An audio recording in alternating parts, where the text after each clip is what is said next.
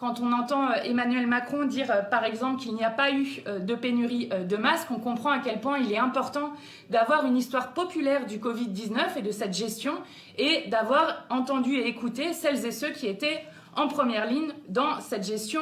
de la crise.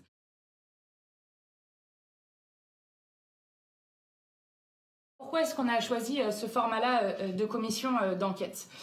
On l'a choisi parce que on s'est retrouvé dans ce moment de confinement où finalement on a confiné la politique avec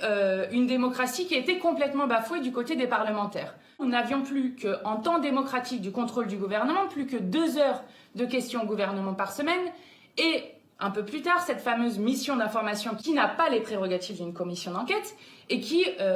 s'apparente à une mascarade sur beaucoup d'aspects. Donc ce rapport a été construit à partir d'une centaine d'auditions,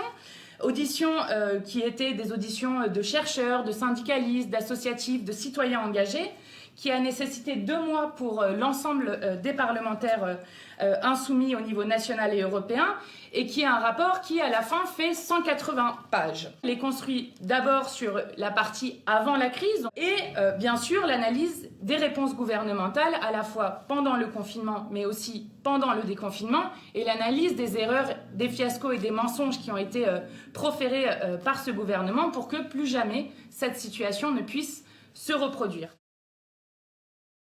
Une des personnes que l'on a auditionnées nous racontait qu'une épidémie de bronchiolite a frappé la France à l'automne 2019, que les services de réanimation pédiatrique et d'urgence pédiatrique ont été saturés, mais qu'on n'en a pas parlé, en tout cas on n'en a pas tiré les enseignements qui étaient nécessaires. On a perdu par exemple dans notre pays 69 lits en France depuis 2003, que 7% des hôpitaux ont fermé en France depuis 2013 et que les salaires, les rémunérations des soignants placent la France à la 28e place sur les 32 pays de l'OCDE.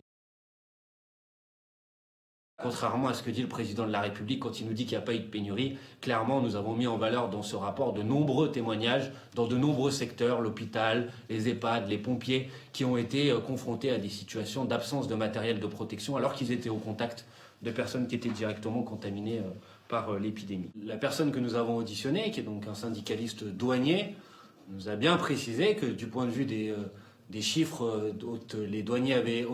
avaient eu accès, entre le mois de décembre et le début du mois de mars, il n'y avait eu effectivement aucune commande publique de masques qui était passée par leur service.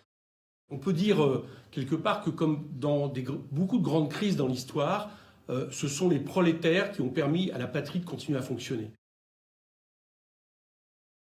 Gaël Tirante de La Poste ou secrétaire général de la Poste et Télécom CGT qui nous explique des choses aberrantes, pas de masque, pas de protection. À La Poste, on est si mal préparé qu'on prend du gel hydroalcoolique qu'on achète en gros et on le met dans des petits tubes de scotch pour les distribuer individuellement aux travailleurs.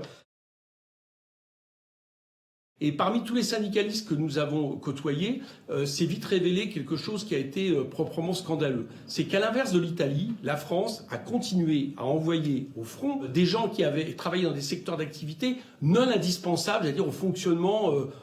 fondamental du pays. On a interrogé Jean-Pierre Mercier, syndicaliste Vesoul PSA, où l'entreprise, à coûte que coûte, continue à fonctionner avec un très lourd tribut en termes de contamination. Ces préconisations qui ont été faites dans le cadre des auditions permettent de remettre l'intérêt général au centre, permettent de redonner aussi le pouvoir